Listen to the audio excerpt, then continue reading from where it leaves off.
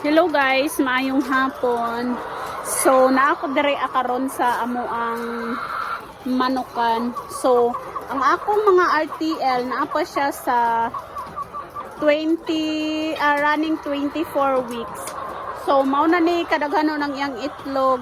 So, makaingon ko ng akong RTL kung gihan jud sila mangitlog no. So daghan na kaayo diri sa first kuan na cages, halos sila na jud tanan. Nay uban manggod.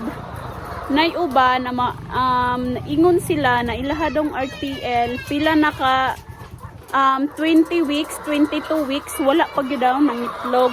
So far ang ako nangitlog na gyud siya murag 3 weeks after na-deliver ni siya ng mga RTL na ako, nangitlog na yun siya. So, very healthy kaayo akong mga RTL, no? Healthy kaayo. Korea buyag. So, mauni sila. So, karon mag-harvest ko karon taod-taod. So before ko mag-harvest, mag-tour sa kadiri sa ilang mga itlog. So diri so kani siya na cages, kompleto na sila.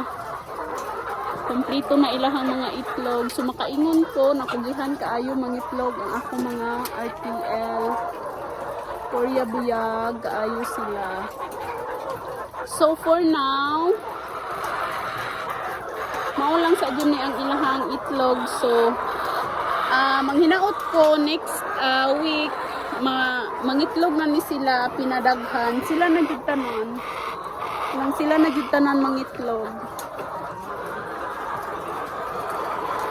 So far ganahan kay ko ako ang supplier sa RTL na ko kay honest siya. Nay uban, dili pa mo sila honest, naga-deliver sila, kulang pa sa edad. So, happy kaayo ko na akong supplier. Okay kaayo. So, mauna ako ang RTL. Thank you so much guys. Subscribe me guys for more updates. Thank you so much.